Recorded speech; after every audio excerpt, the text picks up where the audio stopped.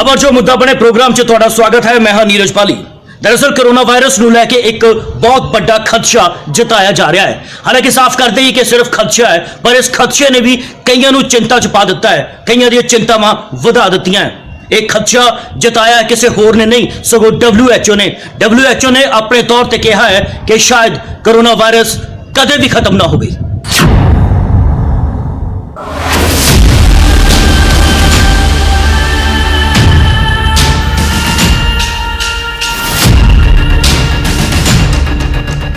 दुनिया लगातार विश्व महामारी कोरोना वायरस तबाही तो परेशान है। इस वायरस के नाल मरण वाले की गिनती च लगातार वाधा हो रहा है ते संक्रमित लोगों की गिनती भी बढ़ रही है। हालांकि 13 लाख तो वध लोग ठीक भी हो चुके हैं।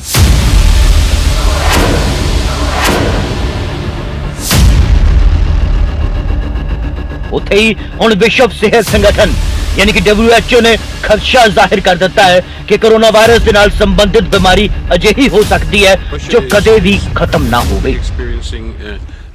जी हाँ, तुसीं बिल्कुल ठीक सुनिया। WHO ने साफ तौर पर कह दिता है कि अजिहा खदशा है कि कोरोना वायरस कम्यूनिटी दे विच कायम रह सकता है जिसका शायद भविख दे विच कदे खात्मा ही ना होवे।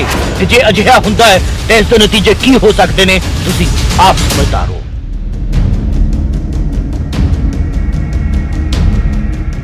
इस संबंधी विश्व सेहत संगठन के सेहत एमरजेंसी प्रोग्राम के डायरेक्टर डॉक्टर माइकल रियान ने साफ तौर पर कहा है कि जिस तरह HIV ਨੂੰ खत्म नहीं किया जा सकिया, उसी तरह कोरोना वायरस भी साडे विचकार रह सकता है। रियान ने कहा है कि हालांकि सानू ये तरीके मिल चुके हैं कि HIV दे नाल ग्रस्त लोग भी वधेरे दिनां दे लई तंदुरुस्त ते जिंदा रह सकते हैं। उन्होंने यह भी कहा कि सानू कोरोना वायरस के बारे यथार्थवादी होना चाहिए है क्योंकि सानू नहीं पता कि बीमारी कदों खत्म होगी। कोविड-19 की वैक्सीन तैयार करने की कई कोशिशें की जा रही ने।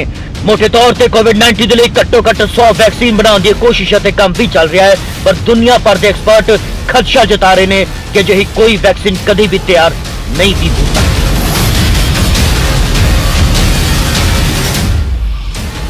उथे दूजे पासे WHO के मुखी ने कहा है कि GAVI ग्लोबल नामक टीका गठजोड़ का अनुमान है कि 21 देश अजिहे हैं जो टीके की घाट की शिकायत कर रहे हैं क्योंकि सरहदां कोरोना के कारण बंद हो गई ने और आवाजाही के कई होर साधन उपलब्ध नहीं है। एक नवे विश्लेषण तो यह सामने आया है कि कोविड-19 के कारण सहारा अफ्रीका के 41 देशों के विच मलेरिया के खिलाफ मुहिम के विच रुकावट आने का खतरा है। WHO का साफ तौर पर मनना है, हालांकि दुनिया भर के कई देशों ने अपने इत्थे लॉकडाउन च ढिल देनी शुरू कर दी है, पर इस सब दे विच WHO के संगठन के प्रमुख टेड्रोस एडहानोम ने भी कह दिता है कि इस तो दुनिया भर च संक्रमण की रफ्तार वध सकती है, घटेगी नहीं। उथे WHO की महामारी रोग विशेषज्ञ मारिया ने भी कह दिता है कि सानू अजिहा माइंडसैट बनाने की लोड़ है कि इस महामारी तो बाहर निकल च वक्त लगेगा। चंडीगढ़ न्यूज डेस्क तो नीरज पाली, न्यूज 18 पंजाब।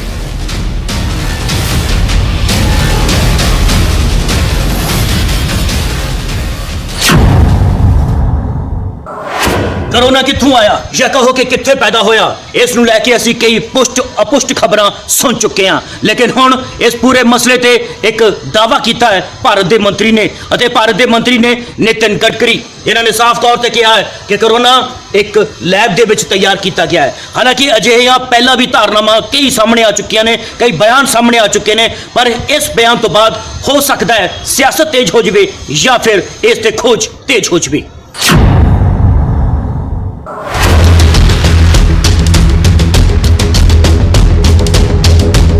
कोरोना वायरस एक लैब के विच पैदा होया, यह दावा दुनिया के कुछ आगू पहले कर चुके हैं। बीते दिन ही एक नोबल विजेता ने भी अजिहा दावा किया सी, पर उस बयान तो बाद उन्होंने विरोध भी होया सी। पर हुण यह दावा किसी होर ने नहीं, सगों इस विच नाम जुड़ गया है भारत के केंद्रीय आवाजाही मंत्री नितिन गडकरी का। गडकरी ने एक निजी टीवी चैनल को दिते इंटरव्यू में साफ तौर पर कहा कि कुदरती वायरस नहीं है, एक नकली वायरस है। यह वायरस एक लैबोरेटरी तो पाया गया है। इस बयान तो बाद सारे पासे हुण खलबली मच चुकी है क्योंकि अजे तक खदशे जताए जा रहे सन इस वायरस नूं लैके कि वायरस आया कित्थों है। बहरहाल इस तो पहला अमेरिका के विदेश मंत्री माइक पोंपियो ने भी कहा सी कि वायरस चीन के वुहान शहर में एक लैब तो तैयार किया गया है, पर चीन ने उन्होंने इन इल्जामों को सिरे तो खारिज कर दिता सी। हुण तक विज्ञानिक जांच तो पता चलता है कि वायरस जानवरों तो आया है अते इसनूं मनुक्खां ने नहीं बनाया। बीबीसी के विज्ञान संपादक पॉल रिंकर का साफ तौर पर कहना है कि अजे तक इस गल का कोई सबूत नहीं मिलिया कि SARS-CoV-2 वायरस का स्रोत वुहान का कोई रिसर्च इंस्टीट्यूट है। कोरोना वायरस के बारे जीनोम के मार्च में छपे एक अमेरिकी अध्ययन में इस गल का कोई सबूत नहीं मिलिया सी कि वायरस तैयार किया गया है। इस तो पहला एक फ्रांसीसी समाचार चैनल ਨੂੰ ਦਿੱਤੇ एक इंटरव्यू ਦੇ ਵਿੱਚ प्रोफेसर लुक ने कहा सी कि नवे वायरस के जीनोम 'ਚ मौजूद HIV ਅਤੇ ਇੱਥੋਂ तक कि मलेरिया के कीटाणुओं के तत्वां की मौजूदगी इसकी ओर इशारा करती है। प्रोफेसर लुक ने कहा सी कि नवा कोरोना वायरस प्रकृति रूप के ਵਿੱਚ उत्पन्न नहीं होया, इनू बनाया गया है। इस थ्योरी ਨੂੰ ਲੈ ਕੇ बीते समय उन्होंने काफी मजाक भी उड़िया सी ਤੇ ਉਹਨਾਂ ਨੂੰ ਚੁਣੌਤੀਆਂ भी मिलियां सी। उथे पेरिस के वायरोलॉजिस्ट एचियन साइमन का दावा सी कि लुक की गल्लां च तत्थ नहीं है। अजिहे च जेनेटिक सीक्वेंस दूसरे कोरोना वायरस च भी पाए जाते हैं।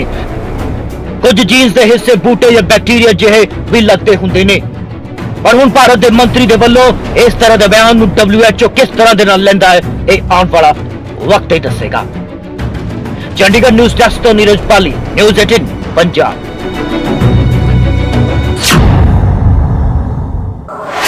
कोरोना संकट ਨੂੰ ਲੈ ਕੇ पूरे देश ਤੇ ਕਹੋ ਪੰਜਾਬ ਦੇ ਵਿੱਚ ਲੌਕਡਾਊਨ ਹੈ और ਇਹ ਨਿਯਮ ਸਾਰੇ ਲੋਕਾਂ ਦੇ ਉੱਤੇ ਲਾਗੂ ਹੁੰਦੇ ਨੇ, ਪਰ ਕੁਝ ਅਜਿਹੇ ਲੋਕ ਨੇ ਜੋ ਕਿ ਇਸ ਨਿਯਮਾਂ ਦੀਆਂ ਧੱਜੀਆਂ ਉਡਾ ਰਹੇ ਨੇ। ਖਾਸ ਤੌਰ ਤੇ ਅਗਰ ਕਿਹਾ ਜਾਵੇ ਕਿ ਇਹ ਲੋਕ ਕਾਨੂੰਨ ਅਤੇ ਪ੍ਰਸ਼ਾਸਨ ਨੂੰ ਟਿੱਚ ਜਾਂਦੇ ਨੇ ਤਾਂ ਕਹਿਣਾ ਗਲਤ ਨਹੀਂ ਹੋਵੇਗਾ। ਵਿਖਾਉਂਦੇ ਹਾਂ ਆਪਣੀ ਇਸ ਰਿਪੋਰਟ ਦੇ ਵਿੱਚ ਕਿ ਉਹ ਕੌਣ ਲੋਕ ਨੇ ਜੋ ਇਸ ਨਿਯਮਾਂ ਦੀਆਂ ਧੱਜੀਆਂ ਸ਼ਰੇਆਮ ਤੇ ਖੁੱਲ੍ਹੇਆਮ ਉਡਾ ਰਹੇ ਨੇ।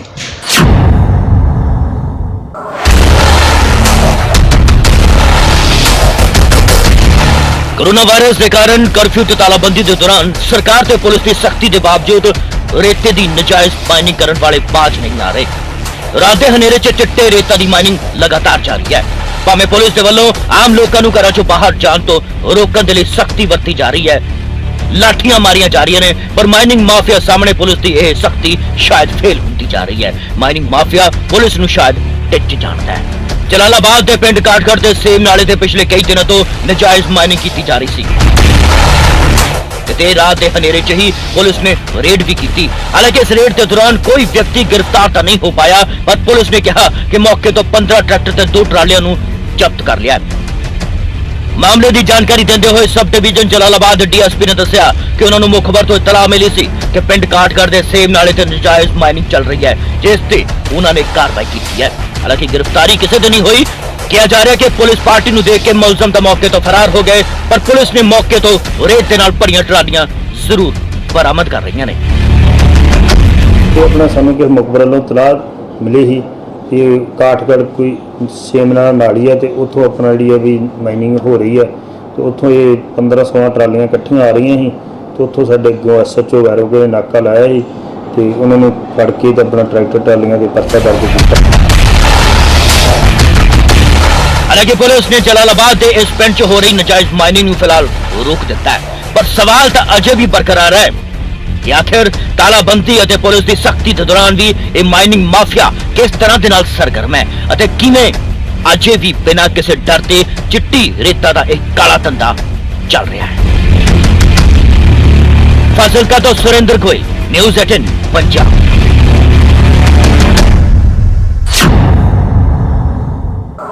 ਹੁਣ दरअसल एक ਅਜਿਹੀ खबर जो साडे सब दे नाल ताल्लुक रखती है, जे असीं समझीए तां।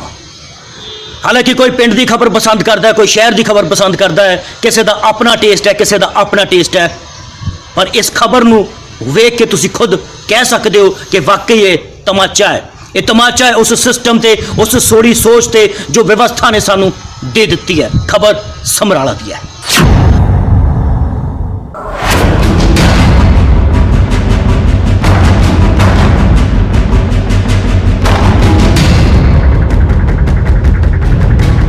दरअसल असी शुरू तो ही सुनते आ रहे हैं कि किसानों की जून बुरी, पर समाज एक तबका अजिहा भी है जिसकी जून भी बुरी है ते जम्मी की किस्मत भी बुरी है।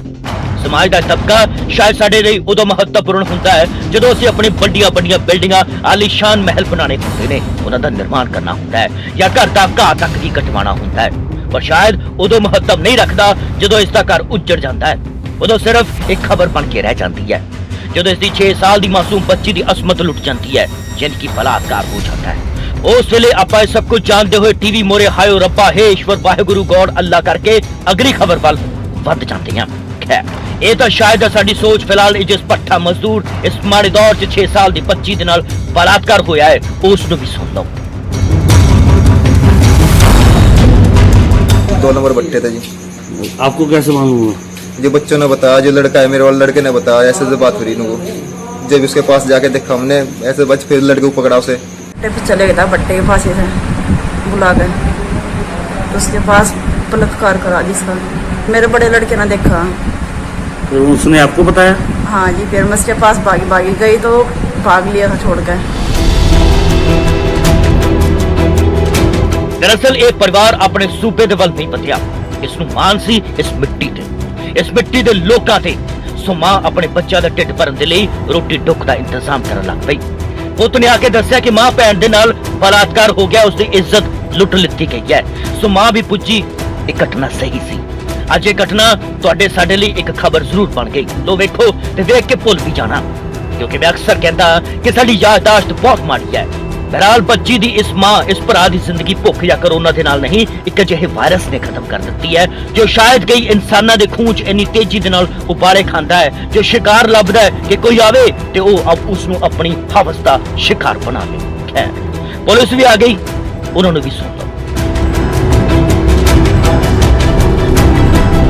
ਸਾਨੂੰ ਦਾਖਲ ਹੋਣ ਤੇ ਮੁਨਸ਼ੀ ਸਮਰਾਲਾ ਨੇ ਸਲਾਹ ਦਿੱਤੀ ਵੀ ਐਂ ਕਰਕੇ ਬੱਚੀ ਆ ਇਹਦੇ ਨਾਲ ਰੇਪ ਕੇਸ ਹੋਇਆ। ਸਾਨੂੰ 9 ਵਜੇ ਇਤਲਾਹ ਆ ਗਈ ਸੀ ਜੀ। ਜਦੇ ਆ ਗਏ ਇੱਧਰ, ਅਸੀਂ ਜਿਹੜੀ ਬਣਦੀ ਕਾਰਵਾਈ ਆ।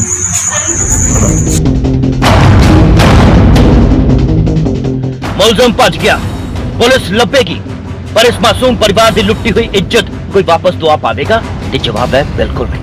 ਬਸ ਅਸੀਂ ਵੀ ਮਜ਼ਦੂਰਾਂ ਦੇ ਪਲਾਇਨ ਦੀ ਖਬਰਾਂ ਦੇਖ ਆਇਓ ਰੱਬਾ ਹੀ ਕਰਦੇ ਰਹਿਣਾ। ਦਰਅਸਲ ਮੁੱਦਾ ਇਹ ਨਹੀਂ ਕਿ ਅਸੀਂ ਅੱਖਾਂ ਕਿਉਂ ਮੋੜ ਲੈਂਦੇ ਹਾਂ, ਦਰਅਸਲ ਮੁੱਦਾ ਇਹ ਹੈ ਕਿ ਕਿਹੜੀ ਵਿਵਸਥਾ ਸਾਨੂੰ ਅਜਿਹਾ ਕਰਨ ਦੇ ਲਈ ਮਜਬੂਰ ਕਰ ਦਿੰਦੀ ਹੈ, ਕਿਉਂਕਿ 4 ਬੰਦਿਆਂ 'ਚ ਬੈਠ ਕੇ ਆਪਾਂ ਹੀ ਤਾਂ ਇਨਸਾਨੀਅਤ ਕਰਦੇ ਹਾਂ।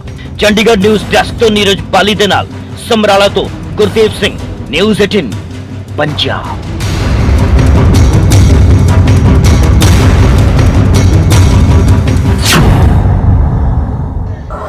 ਪੰਜਾਬ ਸਰਕਾਰ ਕੋਰੋਨਾ ਵਾਇਰਸ ਨੂੰ ਰੋਕਣ ਦੇ ਲਈ ਕਈ ਤਰ੍ਹਾਂ ਦੇ ਪੁਖਤਾ ਬੰਦੋਬਸਤ ਕਰ ਰਹੀ ਹੈ, ਲੇਕਿਨ ਕਈ ਸਰਕਾਰੀ ਨਗੀਨੇ ਅਜਿਹੇ ਵੀ ਨੇ ਜੋ ਇਹਨਾਂ ਬੰਦੋਬਸਤਾਂ ਦਾ ਜਲੂਸ ਕੱਢ ਰਹੇ ਨੇ, ਉਸ ਦਾ ਪਲੀਤਾ ਬਣਾ ਰਹੇ ਨੇ। ਇਸ ਖਬਰ ਨੂੰ ਵੇਖ ਕੇ ਤੁਹਾਨੂੰ ਲੱਗੇਗਾ ਕਿ ਇਵੇਂ ਵੀ ਹੁੰਦਾ ਹੈ।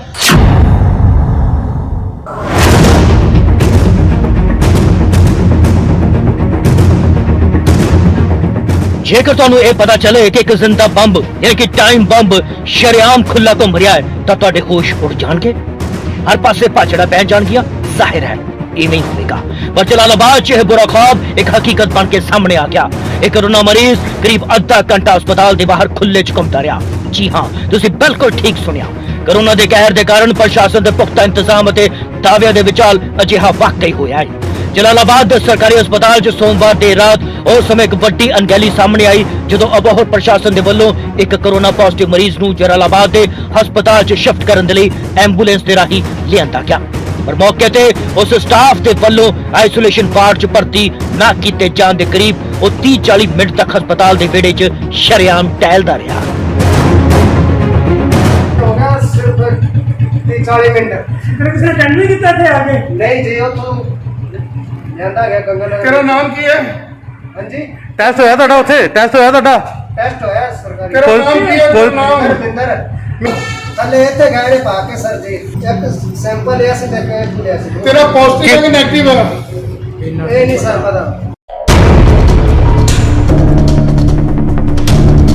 ਜਿਸ ਐਂਬੂਲੈਂਸ 'ਚ ਇਹ ਮਰੀਜ਼ ਨੂੰ ਇੱਥੇ ਲਿਆਂਦਾ ਗਿਆ ਸੀ, ਜਦੋਂ ਉਸ ਤੋਂ ਇਸ ਬਾਰੇ ਸਵਾਲ ਪੁੱਛਿਆ ਗਿਆ ਤਾਂ ਡਰਾਈਵਰ ਸਾਫ਼ ਪੱਲਾ ਝਾੜਦੇ ਹੋਏ ਨਜ਼ਰ ਆਏ। ਡਰਾਈਵਰ ਸੁਖਵਿੰਦਰ ਸਿੰਘ ਨੇ ਦੱਸਿਆ ਕਿ ਪ੍ਰਸ਼ਾਸਨਿਕ ਹੁਕਮਾਂ ਦੇ ਅਨੁਸਾਰ ਉਹ ਕੋਰੋਨਾ ਪੋਜ਼ਿਟਿਵ ਮਰੀਜ਼ਾਂ ਨੂੰ ਇੱਥੇ ਛੱਡਣ ਆਇਆ ਹੈ, ਪਰ ਇੱਥੇ ਹਸਪਤਾਲ ਸਟਾਫ ਦੇ ਵੱਲੋਂ ਉਸ ਨੂੰ ਆਈਸੋਲੇਸ਼ਨ ਵਾਰਡ 'ਚ ਨਹੀਂ ਭੇਜਿਆ ਗਿਆ ਅਤੇ ਉਸ ਦੀ ਜ਼ਿੰਮੇਵਾਰੀ ਬਸ ਮਰੀਜ਼ ਨੂੰ ਇੱਥੇ ਪਹੁੰਚਾਉਣ ਦੀ ਸੀ। ਇਸ ਤੋਂ ਅੱਗੇ ਹਸਪਤਾਲ ਪ੍ਰਸ਼ਾਸਨ ਜਾਣੇ ਜਾਂ ਫਿਰ ਮਰੀਜ਼ ਜਾਣੇ। ਮੈਂ ਜਿੱਥੇ ਉਹਨਾਂ ਨੇ ਬਣਾਇਆ ਆ ਪੌੜੀਆਂ ਤੇ ਰੈਂਪ ਤੇ ਗੱਡੀ ਬਹਿ ਕਰਕੇ ਉੱਥੇ ਲਾ ਕੇ ਡਾਕਟਰ ਸਾਹਿਬ ਮਗਰੋਂ ਆ ਗਏ। ਡਾਕਟਰ ਸਾਹਿਬ ਕਹਿੰਦੇ ਵੀ ਇੱਥੇ ਪੇਸ਼ੈਂਟ ਨਹੀਂ ਲਾਉਣਾਗਾ, ਅਸੀਂ ਪੇਸ਼ੈਂਟ ਨਹੀਂ ਲੈਣਾਗਾ। ਕਿਹੜੇ ਡਾਕਟਰ ਸਾਹਿਬ ਸੀਗੇ? ਆਹ ਡਾਕਟਰ ਸਾਹਿਬ ਲੇਡੀ ਡਾਕਟਰ ਮੈਂ ਨਾਂ ਨਹੀਂ ਜਾਣਦਾ ਉਹਨਾਂ ਦਾ। ਅਫਸਰਾਂ ਦਾ ਹੁਕਮ ਹੋਇਆ ਇਹ ਤੂੰ ਪੇਸ਼ੈਂਟ ਲੈ ਜਾ। ਪੇਸ਼ੈਂਟ ਗੱਡੀ ਪਾ ਲਿਆ, ਗੱਡੀ 'ਚ ਲਿਆ ਕੇ ਇੱਥੇ ਲਾਤਾ। ਇੱਥੇ ਆ ਕੇ ਇਹਨਾਂ ਨੂੰ ਇਨਫੋਰਮ ਕਰਤਾ ਮੈਂ ਪੇਸ਼ੈਂਟ ਆਇਆ, ਪੇਸ਼ੈਂਟ ਲੈ ਲਓ। ਇਹ ਕਹਿੰਦੇ ਅਸੀਂ ਪੇਸ਼ੈਂਟ ਨਹੀਂ ਲੈਂਦੇ। अस्पताल के इस शानदार कारनामे बारे जदों एसडीएम साहब तो सवाल पूछा गया तो उन्होंने कहा कि अजिहा कम्युनिकेशन गैप के कारण होया है पर भविख च नहीं होवेगा। मेरे जिवें ही ध्यान विच आया ते मैं इत्थे दे संबंधित डॉक्टर उन्हां नाल गल कीती ते तुरंत इमीडिएटली उहदे उपर कार्रवाई करदियां होया इमीडिएटली उसनूं इत्थे एडमिट कर लिया गया सी ते असीं इंश्योर करांगे कि आने वाले दिनों दे विच इस तरह की कोई भी कम्युनिकेशन गैप या कोई अंडरस्टैंडिंग दे विच प्रॉब्लम ना रहे। एसडीएम साहब तुसी तां कह रहे हो कि अजिहा कम्युनिकेशन गैप कारण होया है पर साहब तुहाडा कम्युनिकेशन गैप कईयां दी जिंदगी ते मौत दे विचकार एक गैप नूं घटा सकदा है। फासिलका तो सुरेंद्र गोयल, न्यूज़ 18 पंजाब।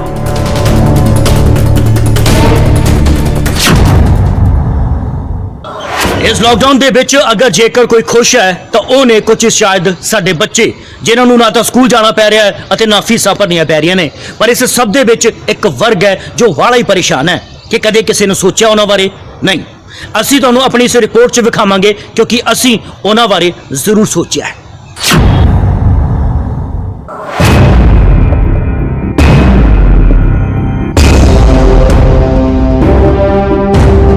कोरोना कारण लोगों का कामकाज ठप हो चुका है, ये तो ਅਸੀਂ सभी जानते हैं। ਅਤੇ ਅਸੀਂ ਇਹ ਵੀ ਜਾਣਦੇ ਹਾਂ ਕਿ ਭਾਵੇਂ ਸੂਬਾ ਸਰਕਾਰ ਹੋਵੇ ਜਾਂ ਕੇਂਦਰ ਸਰਕਾਰ ਬਸ ਇਹੀ ਦਾਅਵਾ ਕਰ ਰਹੀ ਹੈ ਕਿ ਅਸੀਂ ਲੋਕਾਂ ਦੀ ਬਾਹ ਫੜੀ ਹੋਈ ਹੈ। ਇਸ ਮੁਸ਼ਕਿਲ ਘੜੀ ਦੇ ਵਿੱਚ ਕਿਸੇ ਨੂੰ ਕੋਈ ਤਕਲੀਫ ਨਹੀਂ ਆਉਣ ਦਿੱਤੀ ਜਾ ਰਹੀ। ਪਰ ਸਰਕਾਰ ਦੇ ਇਹਨਾਂ तमाम ਦਾਅਵਿਆਂ ਤੇ ਕੁਝ ਲੋਕ ਸਵਾਲ ਖੜੇ ਕਰ ਰਹੇ ਨੇ। ਇਹ ਲੋਕ ਨੇ ਸਾਡੀ ਮਿਡਲ ਕਲਾਸ ਤੇ।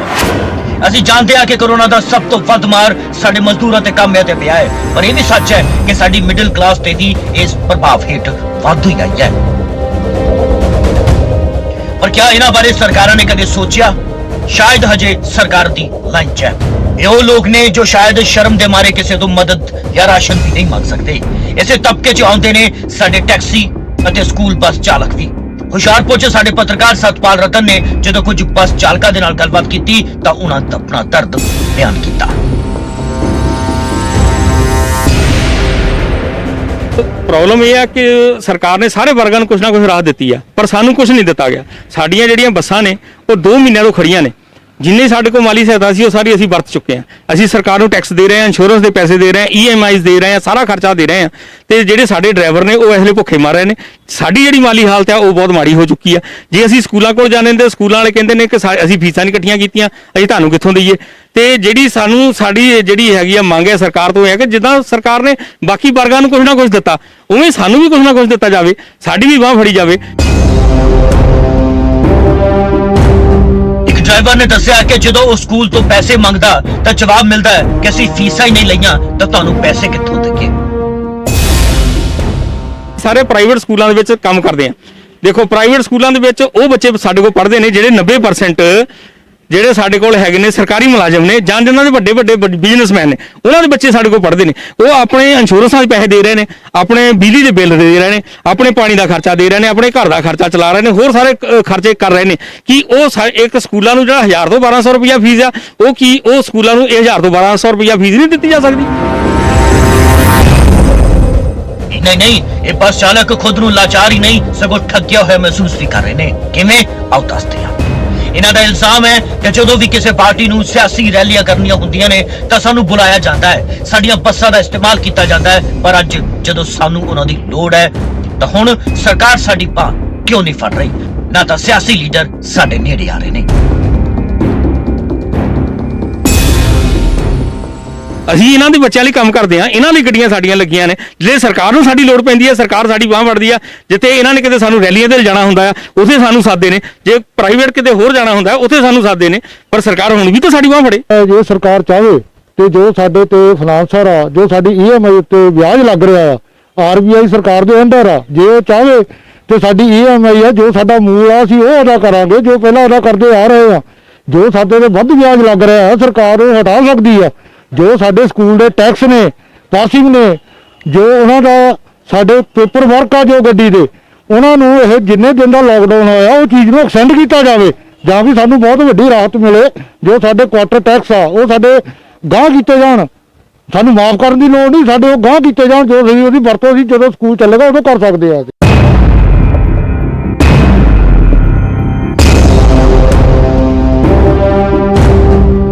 ਸੁਣਿਆ ਤੁਸੀਂ, ਇਹਨਾਂ ਦਾ ਸਾਫ਼ ਤੌਰ ਤੇ ਕਹਿਣਾ ਹੈ ਕਿ ਸਾਨੂੰ ਕਿਸੇ ਦੀ ਅਹਿਸਾਨ ਦੀ ਲੋੜ ਨਹੀਂ, ਅਸੀਂ ਬਸ ਚਾਹੁੰਦੇ ਹਾਂ ਕਿ ਸਾਡੀ EMIs ਨੂੰ ਅੱਗੇ ਪਾ ਦਿੱਤਾ ਜਾਵੇ।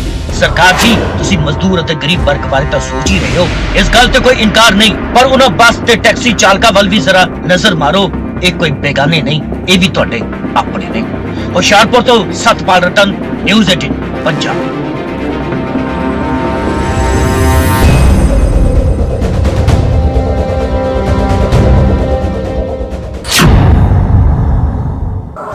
खबर जो मुद्दा बने प्रोग्राम च अज बस इन्ना ही। कल मिलते हैं इसे वक्त 9:30 बजे इसे प्रोग्राम दे विच। मैनू यानी कि नीरज बाली नूं दिओ इजाजत। धन्नवाद।